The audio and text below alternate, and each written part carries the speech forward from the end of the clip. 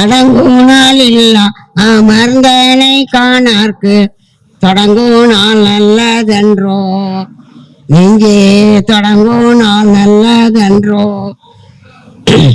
வல்லவர் எல்லாரும் வல்லானை காணார்க்கு நல்ல நாள் எண்ணிய நாள் நெஞ்சே நல்ல நாள் எண்ணிய நாள். காலங்கடந்த கடவுளை காணார்க்கு காலம் கருதுவதேன் நெஞ்சே காலம் கருதுவதேன். ஆலமுதாக்கும் அண்ணலை காணார்க்கு காலம் கருதுவதேன் நெஞ்சே காலம் கருதுவதேன். தடையாதும் இல்லா தலைவனை காணார்க்கு தடையாதும் இல்லை கண்டாய் நெஞ்சே தடையாதும் இல்லை கண்டாய். கையுள்ள மோதத்தை வாயுள்ள மோதாக்க பையுள் மூனக்கெண்ணையே நெஞ்சே பையுள் மூனக்கெண்ணையே.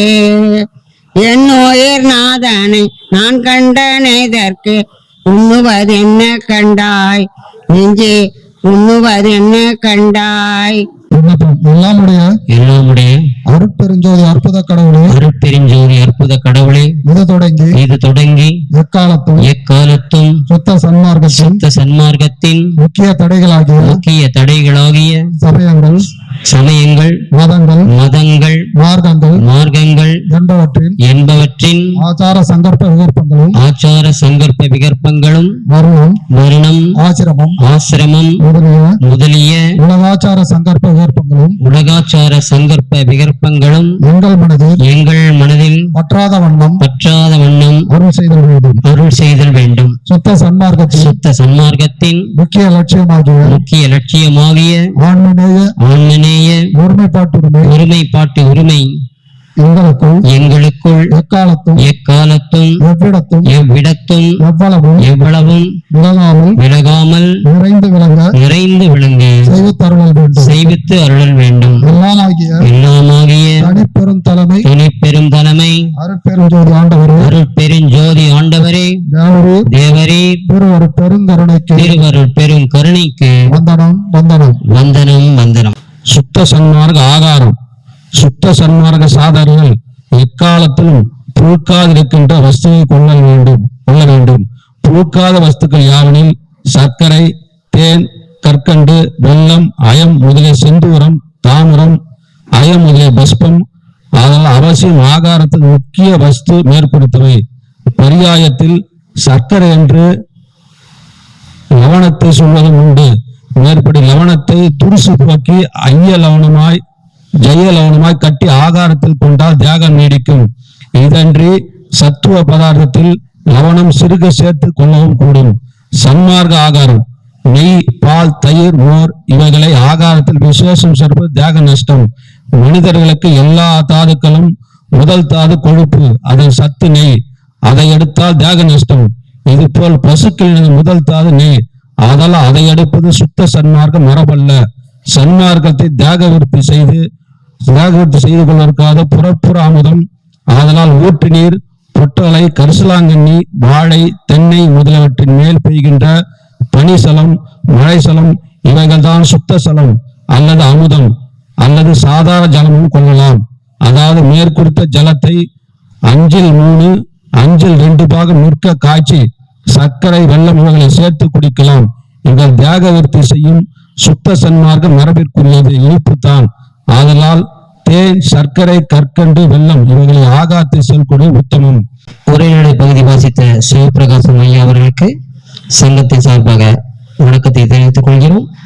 நல்ல மருந்தின் மருந்து சுகம் நல்கும் வைத்திய நாத மருந்து. இன்றைய சிறப்பு சொற்பொழிவு மருத்துவ திரு பழனி ராமலிங்கம் ஐயா அவர்களை மேடைக்கு அழைக்கிறோம். தலைப்பு வள்ளலால் அருளிய மருத்துவம் என்ற தலைப்பிலே ஐயா அவர்கள் இங்கே பேச வந்திருக்கிறார். அருட்பெரும் ஜோதி ஆண்டவருடைய கருணையாலும் திருவருட் பிரகாச வள்ளல் பெருமானுடைய தயவாலும் ஒவ்வொரு வாரமும் இந்த KK நகர் சபையிலே சுத்த சன்மார்க்க சபையில சத்துவிசார கூட்டம் சிறப்பாக செம்மையாக நடைபெற்று வருகிறது. சாதாரணமாக ஒரு கூட்டத்தை நடத்துவதே சிரமமாக இருக்கக்கூடிய எல்லாரையும் ஒருங்கிணைத்து ஒரு குறிப்பிட்ட நேரத்தில் வெயில் பாராமல், மழை பாராமல், பனி பாராமல் எல்லா நேரத்திலும் சிறப்பாகவும் அன்போடும் தயவோடும் சீரும் சிறப்பமாக நடத்தி கொண்டிருக்கின்ற சன்மார்க்க சங்கத்தினுடைய கே நகர் சன்மார்க்க சங்கத்தினுடைய பொறுப்பாளர்கள் ராஜேந்திரன் ஐயா உட்பட நிறைய பேர் இருக்கீங்க. எல்லாருடைய பெயரையும் சொல்ல நேரம் கிடக்கும். அத்தனை அன்பு நெஞ்சங்களுக்கும் என்னுடைய மனமார்ந்த நன்றிகளை தெரிவித்து, அவரோடு இந்த குழுவோடு சேர்ந்து தோள் கொடுத்து இந்த சங்கம் சிறப்பாக நடைபெறுவதற்கு தோள் கொடுக்கும் அத்தனை பேருடைய அன்பு உள்ளங்களுடைய பொன்னார் திருவடிகளை போற்றி வணங்கி நாம் நிகழ்ச்சிக்கு செல்வோம். மேலும் கூடுதலாக இன்று இந்த நிகழ்வுல ஐயாவுக்கு ஒரு விண்ணப்பம் கொடுத்திருந்தோம். நம்ம குழுவுல சன்மார்க்க குழுவுல ஒரு செய்தி ஒன்று போட்டிருந்தோம். அக்குபஞ்சர் மருத்துவம் படிக்கிறதுக்காக உதவி கேட்டு கௌதமன் ஐயா இங்க வந்திருக்காங்க, அவங்களுக்காக உதவி கேட்டு போட்டிருந்தோம். அந்த உதவிக்காக ஒருங்கிணைந்த சன்மார்க்க சங்கத்தினுடைய தலைவர் சென்னரி பா தண்டபாணி ஐயா அவர்கள் உட்பட நம்ம ராஜேந்திரன் ஐயாவும் குழுவா சேர்ந்து எல்லாம் கலந்து பேசி கே நகர் சபையினுடைய ஒரு 20க்கும் மேற்பட்ட அன்பர்கள் உதவிக்கரம் நீட்டி அவருடைய படிப்புக்கு நாங்கள் பொறுப்பேற்று அந்த தொகையை நாங்கள் அளிக்கிறோம் என்று அத்தனை பேரும் உதவி செய்து இன்னைக்கு அவங்க பெறுவதற்காக வந்திருக்கிறாங்க. அவர்களுக்கும் எங்களுடைய எனது சார்பாகவும் கௌதமன் ஐயா உதவி பெறுவார் இல்லைங்களா, அவருடைய சார்பாகவும் மனமார்ந்த நன்றியினை முதற்கண் தெரிவித்துக் கொள்கிறேன். இன்று நமக்கு பேசுறதுக்காக கொடுத்திருக்க தலைப்பு வள்ளலார் அவர் சொன்ன ஆரோக்கியம் மேம்படுத்துவதற்குண்டான வழிமுறைகள் என்ன, உடல்ல வரக்கூடிய உபாதைகள் என்ன, இது சார்ந்து நம்ம சிந்திக்கிறதுக்காக இருக்கிறோம். உடம்ப ஏன் காப்பாற்றணும்? அப்ப நம்ம பாரம்பரியத்துல நம்மளுடைய முன்னோர்கள் என்ன சொல்லியிருக்கிறாங்க? முன்னோர்கள்னா நம்ம குடும்பத்துல வழி வழியா வந்த தாத்தா பாட்டி அப்படியே எடுத்துக்கலாம். இதுல சீரும் சிறப்புமா ஒரு புகழ் பெற்ற நிலையில அல்லது ஒரு ஆரோக்கியம் மேம்பட்ட நிலையில அறிஞர்கள், ஞானிகள், சித்தர்கள், ரிஷிகள், முனிவர்கள் உட்பட இவங்கெல்லாம் நமக்கு என்ன வழிகாட்டு சென்று இருக்கிறார்கள் அப்படிங்கிறத நம்ம சிந்திக்க இருக்கின்றோம். அந்த வகையில அவங்க சொன்ன விஷயங்கள்ல ஒண்ணு சார்பாக மருத்துவர் ஐயா அவர்களுக்கு சிந்திக்கும் முன்பாக இந்த பொன்னாடியை அறிவிக்கிறோம். நன்றி. நன்றி ஐயா. ஆனா இந்த மாதிரி குறைபாடுகள்லாம் இருக்குது அப்படின்னு வேற ஏதோ ஒரு பெண்ணை சொல்லி கூட நீங்க சுருக்கமா நீங்க அதையும் தாண்டி அது வெளிப்படையும் பேச முடியாத ஒரு நிலையா இருந்தாலும் தனிப்பட்ட முறையில நீங்க கேட்டு தெரிஞ்சுக்கணும். அதுக்கு பெண் டாக்டர்லாம் வச்சிருக்கோம், இருக்காங்க. உங்களுக்கு ஆலோசனை சிறப்பா வழங்குவதற்கு உண்டான ஏற்பாடெல்லாம் இருக்கு. இப்ப காலையில நம்ம சீக்கிரம் எழுந்திருக்கலாம், அமுத காற்றை நம்ம கிரகிக்கணும். அதான் உடல் தெளிவு, நீராற்றல தெளிவா வச்சு ஆரோக்கியத்தை மேம்படுத்துது. அந்த ஆற்றல் இருக்கும் போது பசி எடுக்குது, நம்ம உணவை சாப்பிடணும். உணவு சாப்பிடும்போது பசிச்சு சாப்பிட்டீங்கன்னா நாக்குல உமிழ்நீர் தொடரும். பசிக்காத போது உமிழ்நீர் தொடக்காது. உமிழ்நீர் தொடர்ந்ததுன்னா உங்க உணவு முழுமையா செரிமானத்துக்கு தடை இருக்காது. அந்த சத்து முழுமையா கிரகிக்கணும் உடம்புல. அப்ப எப்போதுமே நல்ல அப்படி நேரத்துல சாப்பிடாம சாப்பிடும் பொழுது இறைப்பை என்னாச்சு நொதிச்சு நெஞ்சில் தின்ன வர சொன்னீங்களா. இதுதான் ஒரு காலப்போக்கில் உங்களுக்கு என்ன ஆகுது அப்படின்னு கேட்டீங்கன்னா கொலஸ்ட்ராலாவும் மாறுது. நீங்க ஏன்னா அசிடிட்டி தன்மை உங்க ரத்தத்துல வந்துடுது. அப்ப இந்த ரத்தம் கொதிச்ச நிலையில இருக்கிறவங்களுடைய உணவு எப்படி இருக்கும்? எதை சொன்னாலும் எரிச்சல் மனப்பான்மையில வருவாங்க, டக்குனு கோபம் வரும், ஒரு பண்பா பேச மாட்டாங்க, இப்படி எல்லாம் சில பிரச்சனைகள் வரும். அதுல அவங்களுடைய குணத்துக்கு ஏற்ற மாதிரி சில பேருடைய குணம் எதை செய்தாலும் ரொம்ப பர்ஃபெக்டா செய்யணும், கரெக்டா இருக்கணும்னு நினைக்கிறாங்க. அப்படி இருக்கிறவங்க காலப்போக்கில் உங்களுக்கு பிபி சூட்டாங்க. மந்தமா இருக்கிறவங்க, உணவு தாமதமா எடுத்துக்கிறவங்க, அவங்களுக்கு கொலஸ்ட்ரால் பிரச்சனை நீண்ட நாள் அந்த பிரச்சனை இருந்ததுன்னா அவங்களுக்கு ஆஸ்துமா பிரச்சனையோ அல்லது ஸ்கின்ல வரக்கூடிய பிரச்சனைகள், சொரியாசிஸ் பிரச்சனைகள் வரக்கூடும். பெருங்குடல் பாதிக்கப்படும். நீண்ட நாள் மலம் முழுமையா வெளியேறாத நிலையிலே இருக்கணும். உடல் சூடு தன்மையா இருக்கிறவங்களுக்கு மூல பிரச்சனை வரும். உடல் சூடு தன்மையா இருந்தா மூல பிரச்சனை வரும். அல்லது மனசு சார்ந்த பிரச்சனைகள், கவலை, துக்கம், பயம் இப்படி ஏதாவது இருந்ததுன்னா அவங்களுக்கு இந்த அரிப்பணம் ஏற்பட்டு வாழ்க்கையினுடைய கஷ்டத்துக்கு நஷ்டங்களுக்கு ஏற்ற மாதிரி பெருங்குடல் பாதிக்கப்பட்ட விளைவு ஒரு 10 வருடம் 15 வருடம் மன பிரச்சனை இருந்திருக்கோம். அவங்களுக்குள்ள ஒரு கவலை உணர்வுகளா இருந்திருக்கோம், துக்கமா இருந்திருப்பாங்க. இந்த நிலையில நம்ம ஸ்கின் எல்லாம் பாதிக்கணும். இப்ப இதெல்லாம் சரி பண்றதுக்கு இதுக்கு என்ன மருந்து அப்படின்னா ஒரே மருந்து தான். வள்ளிக்கர்மா நான் சொன்னேன், மருந்துங்கிறத பத்தி நிறைய ஏற்கனவே சொல்லியிருக்கா, திருப்பி வரும்போது நான் சொல்றேன். மருந்துங்கிறது வேண்டாம்னு திருவள்ளுவர் சொல்றாரு. வள்ளல் பெருமாள் ஞான மருந்து அப்படின்னு சொல்றாரு. இந்த ஆற்றல் தான், ஒரே ஒரு ஆற்றல் தான். நம்ம உணவு உண்டாலும் அந்த உணவுல இருக்கிற சக்தி கிடைக்கக்கூடிய உணவை தேர்ந்தெடுத்து சாப்பிடணும். அதுல கழிவுகள் அதிகமா இருந்ததுன்னு சொன்னா அவன் மலம் சொல்றாரு, என்பதுதான் மலமே அப்படின்னு சொல்றாரு. அது படிச்சுட்டு நம்ம அதிகமா கழிவு வெளியே எதிர்பார்க்கலாம். சன்மார்க்க வந்தவங்களுக்கு மலம் கொஞ்சம் கம்மியா போகணும். மலம் நிறைய போச்சு, நாட்டமா போச்சுன்னா நம்ம உணவு எடுக்கிற முறைகள் சரியில்லை அப்படின்னு புரிஞ்சுக்கணும். அப்ப உணவு நம்ம சத்து அதிகமா உள்ள ஆகாரத்தையும் கழிவு குறைவா வெளியேற ஆகாரத்தையும் தேர்ந்தெடுத்து உண்ண வேண்டும். இது நீங்க ஆராய்ச்சி பண்ணணுமா அப்படின்னா ஆராய்ச்சியே பண்ண வேண்டாம். ஏற்கனவே வள்ளல் பெருமாள் நம்ம சொல்லியிருக்காரு. சீரக சம்பளம், நாட்டு சக்கரை, தேங்காய், பேரின் மாடு அல்லது ரத்தாளி மாடு இதெல்லாம் சொல்லியிருக்காங்க. இதோட சேர்ந்து கீரை வகைகள் சொல்லியிருக்காங்க, மூலிகைகள் சொல்லியிருக்காங்க. கீரையில என்ன சொல்லியிருக்காங்க? முருங்கைக்கீரை, பொன்னாங்கண்ணி கீரை, இது மாதிரி சில கீரைகள்லாம் சொல்லியிருக்காங்க. காயில முருங்கைக்காய், கத்திரிக்காய் இதெல்லாம் சொல்லியிருக்காங்க. கூடவே இந்த காய்களை வந்து வேக தேசத்துல ஒரு நாள் எடுத்துக்கலாம் வகைப்படுத்தி எடுத்து கொடுத்துருக்காங்க. நான் இப்ப சொல்றதுக்கு முன்னாடி நிறைய விஷயங்கள் தெரிஞ்ச அருளாளர்களாக நீங்க இருக்கீங்க. என்னை விட தெளிவா நீங்க அந்த நோட்ஸ் எல்லாம் சொல்லக்கூடிய அளவு நீங்க இருக்கீங்க. எல்லாமே உங்களுக்கு தெரியாதது ஒன்றும் இல்லை. ஆனா இதை திரும்ப திரும்ப சொன்ன மாதிரி ஒரு தூண்டுதல் ஏற்பட்டு இதை கடைபிடிக்க வேண்டும் என்ற ஒரு உந்துதல் உங்களுக்கு ஏற்படும் நம்ம தகவல் நினைவூட்டுற வகையில நான் சொல்றேன். மூலிகைகளை சொல்லியிருக்கிறாங்க தெரியுமா? காலையில் எழுந்தவரை முக்கூட்டு சூழலை சாப்பிடணும், தூதுவரை, முசமசத்தை, அப்புறம் நம்ம சீரகம் அது இதெல்லாம் சேர்ந்த மாதிரி ஒரு மூணு சூழலை வந்து சாப்பாடுன்னு சொல்லியிருக்காங்க. இதை நீங்க அன்றாட சாமியை சாப்பிடலாம். இதனால என்ன நன்மை? நான் ஒரு 3 பாயிண்ட் எல்லா இடத்துலயுமே வலியுறுத்துறது. முதல்ல வந்து காலையில காற்று, அந்த உறுப்பு செயல்படுறதுக்கு லங்ஸ் செயல்படாது. அடுத்தது உணவு, காலையில உணவு யாரும் தவிர்க்க கூடாது, 7 மணிக்கெல்லாம் சாப்பிடணும்னு சொல்லுவேன். அதுல சன்மார்க்க உணவு எடுத்துக்கலாம். சன்மார்க்க உணவுல வந்து வகைப்படுத்தி சாப்பிட முடியாது. இயல்பு நிலையில உங்களுடைய உணவுகளை வீட்டுல என்ன செய்யுங்களோ அந்த உணவை நீங்க எடுத்துங்க. அது பொங்கலா இருக்கட்டும், பூரியா இருக்கட்டும், இட்லியா இருக்கட்டும். தோசை மட்டும் சொல்ல மாட்டான், அது ஃபுல்லா காரப்படும். தயவு செய்து தோசை கலசி வெளில போட்டுருங்க, வேண்டியது இல்லை. தோசை சாப்பிட்டீங்கன்னா ஃபுல்லா காரப்படும். நம்ம சாப்பிட்ட உணவுல பிராணசக்தி, அதுல இருக்க விட்டமின், மினரல்ஸ், புரோட்டீன், கலோரிஸ், மற்ற கார்போஹைட்ரேட் இந்த மாதிரி பொருளெல்லாம் எடுத்துட்டு கார்பன் கழிவு வெளியே இருக்குங்களா? தோசை அதுதான். தோசை சாப்பிட்டீங்கன்னா நீங்க ஒரு கழிவு தான் சாப்பிட்டீங்கன்னு நினைச்சுக்கணும். இது கொஞ்சம் அறுவடை இருக்கும், தயவுசெய்து தோசிக்காதீங்க. முருகலா பேப்பர் ரோஸ், முருகலா பேப்பர் ரோஸ், அது பேப்பர் கார்பன், பேப்பர் கார்பன், தயவுசெய்து சாப்பிடாதீங்க. இது ஒரு விஷயம். இப்ப முதல் விஷயம் காற்றே காலை இணைப்பு சொன்னேன். இது சார்ந்த ஒரு லங்ஸ் பெருமுடன் சொன்னேன். அடுத்து உணவு, இறைப்பை, மண்ணீரல். இறைப்பை வந்து உணவுல முறையா செரிமானம் ஆன பிறகு அதுல இருக்க உணவெல்லாம் நெருக்க வச்சு சாலிடா இருக்கிற உணவை எல்லாம் சிறுகுடலுக்கு அனுப்புறேன். அதுல இருக்க நீர்ம பொருள் எல்லாம் வந்து மண்ணீரலுக்கு அனுப்பும். மண்ணீரலுக்கு போன பிறகு அந்த நிலநீர் ஓட்டம் சொல்லுவோம். இப்ப வந்து ஒரு பெரிய மலையில போய் பாத்தீங்கன்னா அங்க இருக்க சித்த அருவிகள் எல்லாம் சேர்ந்து ஒரு இடத்துல வந்து ஒரு பெரிய நீரா சேர்ந்து வருது இல்லையா? இதுதான் நிலநீர் மண்டலம். யாருக்கு காலையில சீக்கிரம் எந்திரிக்கணும் பசிக்கிறது சொன்னீங்களா?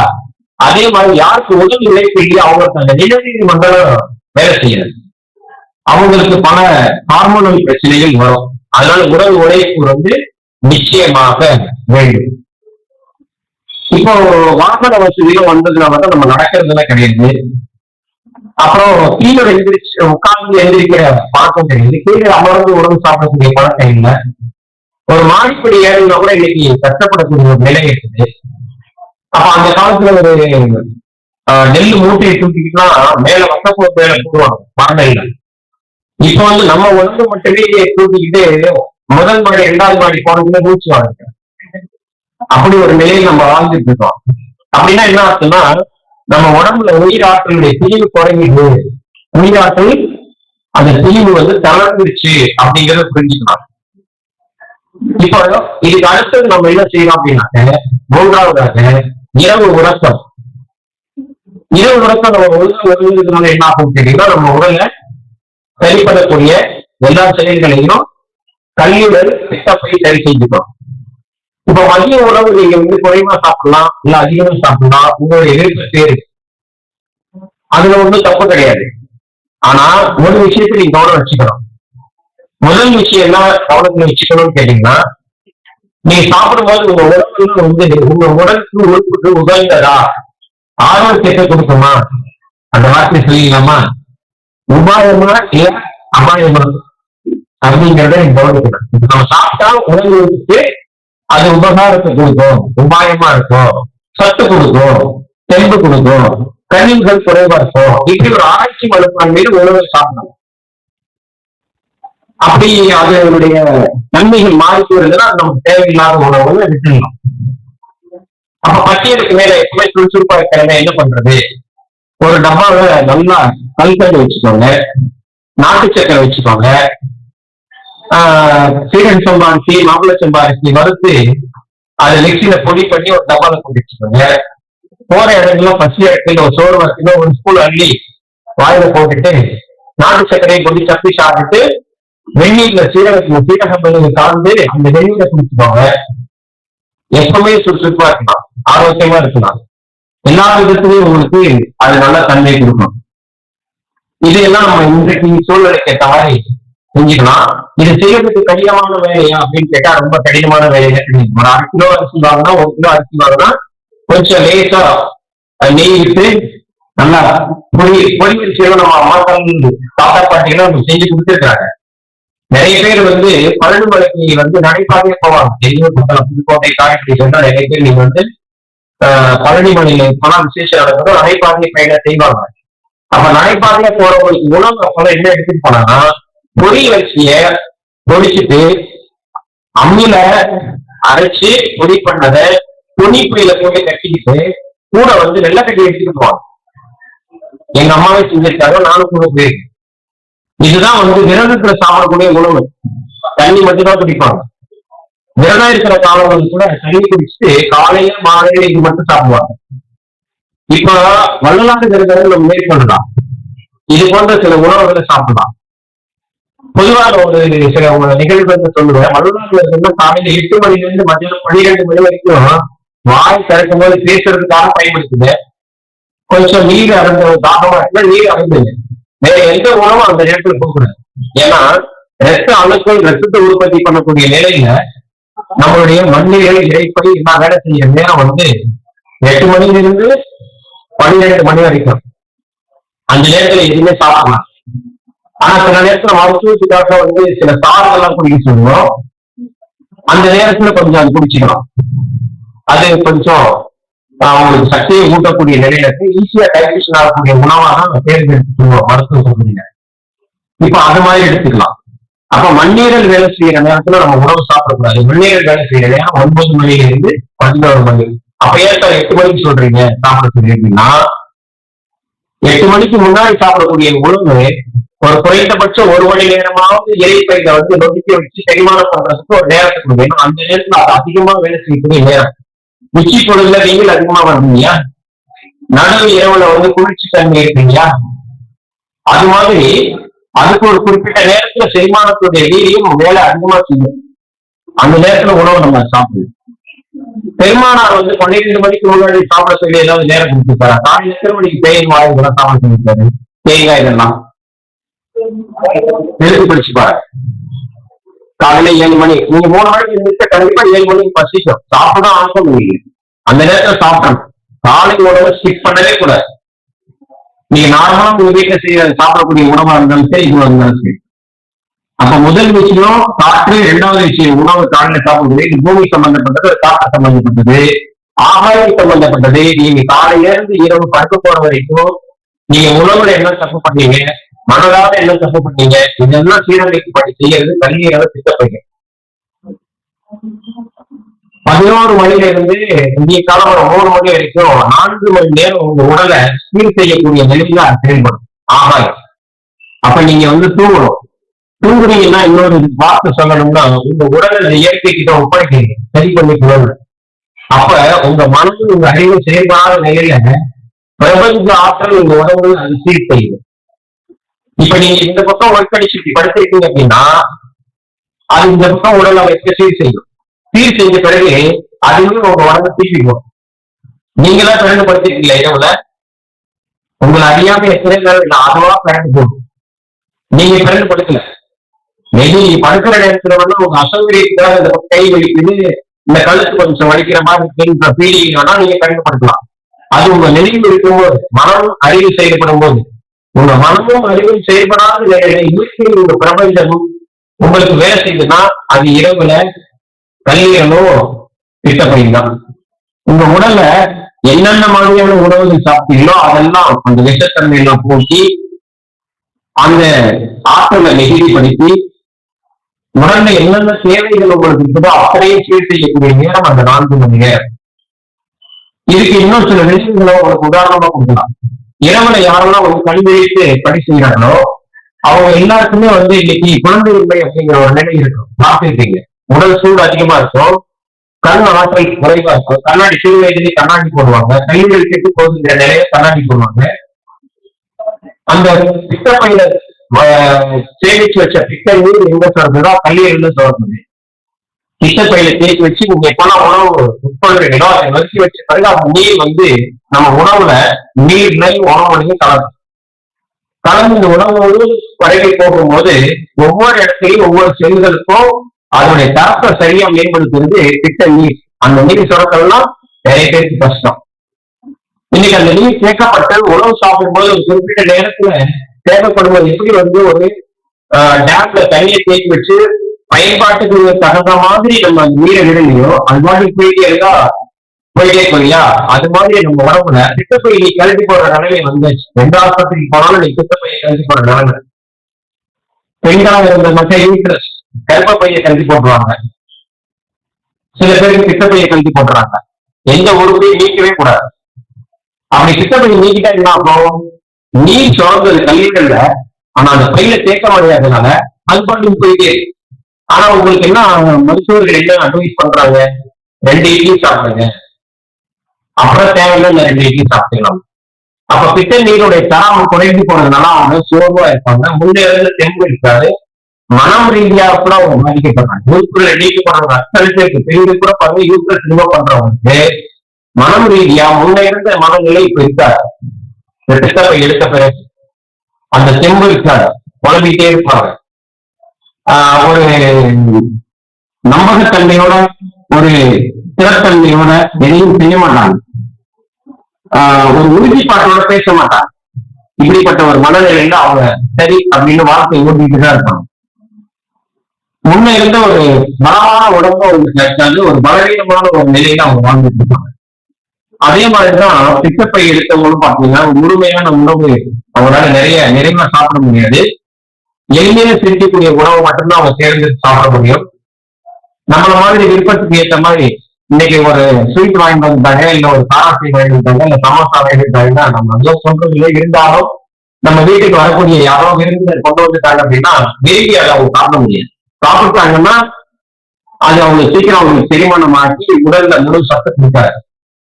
மனம் போறதுல கூட பிரச்சனைகள் இருக்கும். நீங்க காசி விஸ்வநாதர் கோயில் பக்கத்துல கூட ஒரு அம்மா ஒரு 67, 68 வயசு அம்மா, அவங்களுக்கு பித்தப்பை எடுத்து ஒரு 15 வருடமா ரொம்ப சிரமப்பட்டு இருந்தாங்க. ஒரு 4 வருடங்களுக்கு முன்பாக அவங்களுக்கு சில உணவு முறைகளை கடைபிடிக்க சொல்லி கொடுத்த பிறகு கொஞ்சம் அவங்க ஒரு தெம்பா இருக்காங்க. ஆனாலும் முழுமையா அது ஏற்கனவே இருந்த நிலைக்கு வர முடியாது. அப்படிப்பட்ட ஒரு நிலையம். அப்ப நம்ம என்ன செய்யணும்? முதல்ல ஒரு 4 மணி நேரம் காற்று செயல்படக்கூடிய நேரம், 3 மணியிலிருந்து 7 மணி அதனுடைய ஆற்றல் நம்சும் தெளிவனும். அடுத்து ஒரு 4 மணி நேரம் 7 மணியிலிருந்து 9 மணி வரைக்கும் இறைப்பை, 9 இருந்து 11 மணி வரைக்கும் ஆன்மீகம். இந்த 4 மணி நேரம் ரொம்ப முக்கியம். இதுக்கு அடுத்து இரவு 11 மணியிலிருந்து 3 மணி வரைக்கும் ஆகாயம் சம்பந்தப்பட்ட ஆற்றல். இது சரியா வச்சிருந்தா நீர் சம்பந்தப்பட்ட உறுப்பு சிறுநீர் ரகம் சிறுநீர் பை இதுவும் சரியா செயல்படும். இதை நீங்க தனியாக கவனிக்க வேண்டிய அவசியம் இல்லை. அப்ப படுக்கக்கூடிய அறைகள் எப்படி இருக்கணும், காற்று வந்து போகக்கூடிய நிலையில இருக்கணும். இப்ப ஏசி பார்த்தீங்க, நான் நிறைய பேர் பாக்குறேன், வைத்தியம் பார்க்கும்போது சொல்லுவோம் அவங்க மூட்டு வலி இருக்கும், இடுப்பு வலி இருக்கும், இந்த கிட்னி ஸ்டோன் வரும். அப்ப அவங்ககிட்ட வந்து வாழ்வியல் முறைகளை பத்தி கேட்போம். முதல்ல ஒரு 10 விதமான முறைகள் வச்சுட்டு அவங்க எத்தனை மணிக்கு எழுந்திருக்கீங்க, என்ன சாப்பிடுறீங்க, எழுத உடனே டீ காஃபி சாப்பிடுவீங்களா, இல்ல உணவு எடுத்துவீங்களா, இல்ல கஷாயம் சாப்பிடுவீங்களா, வெந்நீர் குடிப்பீங்களா, இல்ல தண்ணீர் குடிப்பீங்களா, இல்ல வேற எல்லாம் பழச்சாறுகள் சாப்பிடுவீங்களா அப்படின்லாம் கேட்போம். ஒரு அம்மாவுக்கு எல்லா முறைகளும் சரியா தான் இருக்கும். ஆனா அவங்களுக்கு கிட்னி ஸ்டோன் என்ன பிரச்சனை கேட்டீங்கன்னா, ஒரு 38 to 40 வயது பெண், 2 குழந்தைகளை ஈண்டெடுத்த பெண், காலையில சீக்கிரம் 5 மணிக்கெல்லாம் எழுந்திருச்சுவாங்க, திருவாசகெல்லாம் படிக்கிறது, சிவன் கோயிலுக்கெல்லாம் போவாங்க, நல்ல உணவுகள் எடுத்து சாப்பிடக்கூடிய நிலை. மன ரீதியான பிரச்சனைகள் ஏதாவது இருக்குன்னா மனமும் தெளிவா இருக்கக்கூடிய ஒரு பெண்மணி. இவன் எல்லாம் இருந்து அவங்களுக்கு ஏன் கிட்னி ஸ்டோன் வந்துச்சுன்னா அவங்களால ஏசி இல்லாம இருக்க முடியாது. வெளியில போயிட்டு வீட்டுக்கு வந்தாங்கன்னா உடனே வீட்டுக்குள்ள போயிட்டு ஏசியை போட்டு அந்த அறையை விட்டு விளையாட அவங்க பெண் சொல்றாங்க, அவங்க மாமியார் சொல்றாங்க, அவங்க வீட்டுக்காரர் சொல்றாங்க, ஏசி விட்டு என் மனைவி வெளியே வர மாட்டாங்க. நான் முதல்ல எல்லாம் கேட்டுட்டு உங்க வீட்டுல ஏசி ரூம்ல படுக்கிறீங்களான்னு கேட்டேன். எப்படியே கரெக்டா கண்டுபிடிச்சு எல்லாரும் ஒரே மாதிரி பதில் சொன்னாங்க. ஏசி வந்து நமக்கு எதிரி. ஏசி யார் வீட்டுல இருக்கிறோம் அவங்களுக்கு ஏசி பிடிச்சிருக்க 2 பேரும் வந்து அதுக்கு வேற பேர்லாம் சொல்லுவோம், இங்க சொல்ல வேண்டாம்னு நினைக்கிறேன். அதனால அது முறையற்ற ஒரு விஷயமா இருக்கா, அது தேவையில்லை நமக்கு. அந்த ஏசி பிடிச்சதால என்ன வெளியூர் வரும்போது ஒண்ணு சொல்றேன், நாடு கூட இருக்கக்கூடிய பிரச்சனை வெப்பமண்டலம் வந்து ஓசோன் மண்டலத்தை பிரச்சனை எல்லாம் வந்து அதுல இந்த ஏசி என்ன நடக்குதுன்னு சொல்றேன். இன்னும் ஒரு 5 நிமிடம் தான். நன்றிங்க. நீங்க அருகில வந்தோடனே ஓகே, இப்ப ஏசி பற்றி சொல்லிட்டு நிகழ்ச்சி நிறைவு போகலாம். ஜப்பான்ல வந்து இப்ப இருக்கிற குழந்தைகளை காட்டிலும் இதற்கு முன்னதாக ஒரு 20-30 ஆண்டுகளுக்கு முன்பாக உள்ள மக்களை வந்து நீங்க பார்க்கும்போது குள்ளமா இருந்திருக்காங்க. பார்த்திருக்கீங்களா நீங்க? ஜப்பான்கார வர்றாங்க கிண்டல் பண்ணி பேசுவது குள்ளமா தான் இருப்பாங்க. அந்த நாட்டுல இயற்கை வளங்கள் கம்மி. ஏன்னா எல்லாமே வந்து மலைப்பகுதிகள், அதுவும் எல்லாமே எரிமலை பகுதிகள். அவங்களுக்கு இயற்கையில கிடைக்கக்கூடிய சோர்ஸ் மூலப்பொருள்கள் வளங்கள் ரொம்ப கம்மி. அவங்க ஏதாவது ஒரு உற்பத்தி பண்ணணும்னாலும் வேற நாடுகள்ல இருந்து என்ன பொருள் வாங்கணும், உற்பத்தி பண்ண பிறகு அது விற்கிறதுக்கு வந்து வேற நாடை டிபெண்ட் பண்ணி தான் இருக்கணும், சார்பு தான் இருக்கணும். அப்படி ஒரு சார்புகள் நிலைதான் அவங்களுக்கு. அப்படி இருக்கிற நாட்டுல உற்பத்திக்காக நிறைய இண்டஸ்ட்ரீஸ் வந்து டெவலப் ஆகும்போது அவங்க நாட்டுல வெப்பம் அதிகமாகும். வெப்பத்தை குறைக்கிறதுக்காக ஏசி அதிகமா எல்லா இடத்துலயும் ஃபிக்ஸ் பண்றாங்க. எல்லா பிளான்ட்லயும் உற்பத்தி பண்ணக்கூடிய நிறுவனங்கள்ல இப்ப அம்பத்தூர் எஸ்டேட்னா ஒரு நிறுவனம் இருக்குன்னா அந்த கம்பெனிகள் எல்லாம் ஏசி, வீடெல்லாம் ஏசி, எல்லா இடத்துலயும் ஏசி பண்ணாச்சு. நம்ம காற்றுல வந்து பாசிட்டிவ் அயன்ஸ், நெகட்டிவ் அயன்ஸ் இருக்கு. நெகட்டிவ் அயன்ஸ் நம்ம உடல் வளர்ச்சிக்கு ரொம்ப முக்கியம்.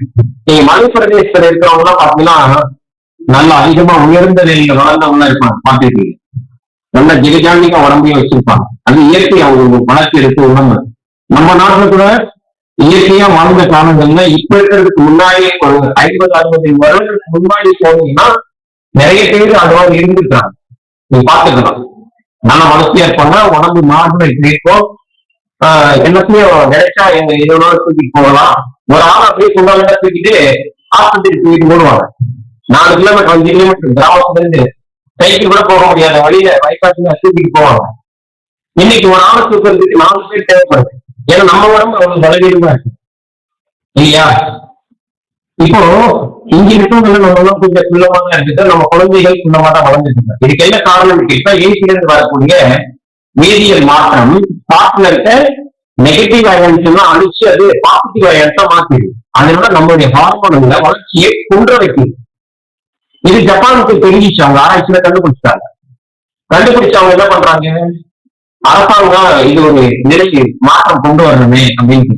ஏன்னா யார பக்கம் குள்ளமா இருக்கிறாங்க, மற்ற நாட்டுக்கு நம்ம நாட்டுக்கு என்ன வித்தியாசம் அப்படிங்கிறது ஏதோ ஒரு ஆராய்ச்சி முன் கொண்டு வந்து தெரிஞ்சுக்கிட்டாங்க. அதன் பிறகு என்ன பண்றாங்க, இயற்கை வளங்களை கொண்டு பண்ணணுமே சொல்லிட்டு மரமெல்லாம் வளர்க்குறாங்க, செடிகள்லாம் வைக்கிறாங்க, கடல்ல கொண்டு வந்து கப்பல்கள் எடுத்து வச்சு அதெல்லாம் பயிர் செய்யறாங்க, இதெல்லாம் பண்றாங்க. போதல அதுக்கடுத்து என்ன பண்றாங்க, செயற்கையா என்ன பண்ண முடியும்னு சொல்லிட்டு எல்லா இடத்துலயும் வந்து பாசிட்டிவ் அயல்ஸ் அல்லது நெகட்டிவ் அயல்ஸ் மாற்றத்துக்கு உண்டான பிளான் செட் பண்றாங்க. செட் பண்ணி இப்ப அவங்க அதை கம்ப்ளீட் பண்ணிட்டாங்க, வெற்றி பண்ணிட்டாங்க. இப்ப அவங்க இருக்க குழந்தைகள் எல்லாம் வளர்ந்த குழந்தைங்க எத்தனை பேர் பார்த்தீங்கன்னா நல்ல வளர்ச்சியோட இருப்பாங்க. இது நீங்க விஷயம் தெரிஞ்சவங்க நோட் பண்ணிக்க வேண்டிய விஷயம். நீங்க ஆராய்ச்சியில படிப்பாருங்க, இதுக்கு முன்னாடி என்ன நடந்திருக்கு, இப்ப என்ன நடந்திருக்குங்கிறத பாருங்க. இது மாதிரி அந்த நாட்டு அரசாங்கம் அந்த மக்கள் மேல அக்கறை கொண்டு செஞ்சாங்க. நம்ம இந்தியாவில இயற்கை மட்டும் தான் நம்ம நம்பியிருக்கிறோம். சித்தர்கள் ஞானிகள் காட்டிய வழியில நம்ம நடந்துட்டோம்னா நம்மளா தெரிஞ்சுக்கலாம். அப்படி கடைபிடிக்கிறவங்க இருந்தா உங்களுக்கும் உங்களுடைய உங்களுக்கும் மற்றவர்களுக்கும் தீமை நடக்காம இருக்கிறவர்கள் இருந்தால், உலக உயிர்கள் மேலும் ஏற்றம் காட்டுபவர்களாக இருந்தால், நாம் அன்றாட செய்ய வேண்டியது ஒரு தாவரத்துக்காவது ஒரு சொம்பு தண்ணி அறுப்பிருந்து மகாமந்த சொல்லி தாவரத்துக்கு தண்ணி விட்டு வீட்டை விட்டு வெளில கிளம்பணும். இரண்டாவதாக உலக உயிர்களுக்கு இதெல்லாம் உபாதை கொடுக்குமோ அந்த உபகரணங்களை பயன்படுத்தாம இருக்கணும். நீ சொல்றியே, நீ செய்தியாப்பான்னு கேட்டா எங்க வீட்டுல ஏசி கிடையாது, திருச்சி கிடையாது. நான் சன்மார்க்கத்துக்கு வந்துட்டேன், நான் பயன்படுத்திக்கிட்டு மற்றவங்க சொல்லக்கூடாது. கார்ல ஏசி போடுவீங்களா? பெரும்பாலான நேரத்தில் போட மாட்டேன், பெரும்பாலான நேரத்துல போட மாட்டேன். ஆனா கார்ல யாரையும் ஏசுனா, ஐயா ரொம்ப வேக்காலமா இருக்கு ஏசி போடுங்கன்னா போடுவேன். ஏன்னு சொல்லிட்டு கொஞ்ச நேரம் 5 நிமிஷம் கழிச்சு போடுவேன். 5 நிமிஷம் கழிச்சு திருப்பி கலந்து விட்டுருவேன். என் கூட பயணம் செய்யறோம், கொஞ்சம் கஷ்டம்தான், அது மாதிரி இருக்கும். இது போன்ற நிகழ்வுகள்ல இருக்கும். இப்ப 3 விஷயங்கள்: காலையில் எழுந்திருக்கிற நேரம், உணவு சாப்பிடக்கூடிய நேரம், இரவு தூங்குற நேரம். நம்ம உணவு சாப்பிடும் போது நமக்கு தகுந்த உணவு தானா என்று பார்க்கக்கூடியது. உடல் உழைப்பு நிழலை மண்டலத்துக்கு இப்ப ரத்தம் ஓட்டுறதுக்கு வந்து இருதயம் இயங்கிட்டு அது ஒரு ஓட்டை. ஆனா நிலநீர் மண்டலம் மண்ணீரல் செயல்படும் அப்படின்னா உங்க உடல் உழைப்பு யாருக்கு இல்லையோ அவனுக்கு பசி இருக்காது. வேர்வை வரலன்னா அவனுக்கு பசி இருக்காது. வேர்வை வரலன்னா தூக்கம் வராது. தூக்கமின்மைக்கு காரணம் வேர்வை வராதது, உழைப்பு குறைந்தது, மனம் சரியா போகாதது, பசி எடுக்காத நிலை. இதை சரி பண்றதுக்கு ஒரு 12 மணி நேரத்துக்கு கவனம் செலுத்த வேண்டிய வேலைகள். முதல் 4 மணி நேரம், 3 மணி நேரம் 7 மணிக்குள்ளாக நீங்க செய்ய வேண்டிய கடமைகள். 7 மணியிலிருந்து 11 மணி இல்லாத உணவு சாப்பிடக்கூடிய தரம், அதை கவனம் செலுத்த வேண்டியது. 8 மணியிலிருந்து 12 மணி வரைக்கும் உணவு உட்கொள்ளாமல் இருப்பது. இரவு 11 மணியிலிருந்து 3 மணி வரைக்கும் நல்ல தூக்கத்தை பெறுவது. உலக உயிர்களோடு இரக்கமாகவும் கனிவோடும் அன்பு காட்டி நன்மை செய்து சத்திவிசாரம் இது போன்ற நிகழ்வுகளை கலந்துக்கிட்டு நம்மளுடைய பண்பை வளர்த்து கொள்வதும் நம்ம ஆன்மீகத்துல வள்ளலார் சொன்ன கோட்பாடுகளுக்கு உகந்ததாகவும் இயற்கையோடு சேர்ந்த வாழ்க்கையாகவும் அமையும். இதுவே உங்களுடைய ஆன்ம லாபத்தையும் உயிர் லாபத்தை பெற்று இந்த உடல் உள்ளம் பெருங்கோயில் ஊனுடம்பு ஆலயம் அது மாதிரி நீங்க வச்சுக்கலாம். உடம்பினை இன்னும் இழுக்கின்றே உடம்பினுள்ளே ஒரு பொருள் கண்டேன். அப்ப உத்தமன் கோயில் என்று உடம்பை வளர்த்து உயிர் வளர்ச்சியே. உயிரை வளர்க்கணும்னா நீண்ட நாள் உயிர் வளர்க்கணும், அதுக்குதான் எப்படியாவது இந்த கர்ம விடைகளில கழிச்சிடலாம் அப்படின்னு ஒரு அம்மாவில இந்த உடம்பை நீண்ட நாள் வளர்க்கணும். ஆனா உங்களுக்கு ஒரு கேள்வி வரும், அவ்வளவு நீண்ட நாள் நம்ம உடம்பு வளர்க்க முடியுமான்னு ஒரு கேள்வி இருந்தா, நீண்ட நாள் வளர்க்காட்டி இருந்தாலும் நீங்கள் சன்மார்க்கத்துக்கு வந்த பிறகு அடுத்த பிறகு மனித தேகத்தை பெறுவதற்கு உயிரிழக்கம் இருந்தால் தெரிவிக்கும். ஒன்று. இரண்டாவது, சாகும் வரை நடமாடும் நிலைமை வேண்டும் என்ற ஒரு கோட்பாடுகளை நீங்க வளர்த்துக் கொள்ள வேண்டும். இந்த நோக்கத்தை யாருக்கும் நமக்கு வந்து என்ன பண்ண செய்யக்கூடாது, மலம் எடுக்கக்கூடாது, நீர் எடுக்கக்கூடாது, இவன் முன்ன சாதனைன்ற ஒரு நிலையை அடுத்தவங்களுக்கு நம்ம ஏற்படுத்தக்கூடாது. சன்மார்க்கியா இருந்தா அந்த நிலையை நம்ம வாழணும். இப்பவே ஒரு கோட்பாடு என்ன வச்சுக்கோன்னா, என் உடலுக்கு உயிர் பிரியும் வரை நான் நடமாடும் சன்மார்க்கமாக வாழ வேண்டும், அந்த அனுபவத்தை பெற வேண்டும், அந்த அனுபவத்தை அடுத்த ஆடவர் ஆள வேண்டும் என்ற அந்த கோட்பாடுகளை இயற்கையோட ஒத்த வாழ்க்கையை சன்மார்க்கியாகவும் வாழ்ந்து மற்றவர்களுக்கு உதாரண புருஷர்களாக வாழ வேண்டும் என்று விண்ணப்பம் செய்து இன்று வாய்ப்பு கொடுத்த ஐயா அவர்களுக்கும் இங்கு அமர்ந்திருக்கின்ற இவ்வளவு நேரம் பொறுமையாக கேட்ட அத்தனை பேருடைய உங்களில் நன்றி கூறி வாழ்விலே பெற வேண்டிய அத்தனை செல்வர்களுக்கு சீரோடும் சிறப்போடும் அன்போடும் கருணையோடும் இயற்கை அறிவோடும் இறை உணர்வோடும் வாழ்வாங்கு வாழ எல்லாமே ஆண்டவர் புரிய வேண்டும். திருவர் பிரகாச வல்லல் பெருமாள் கரங்கள் பிடித்து அந்த கரை சேர்க்க வேண்டும் என்று இன்னைக்கு இணைகளில் ஒன்று. வணக்கம்.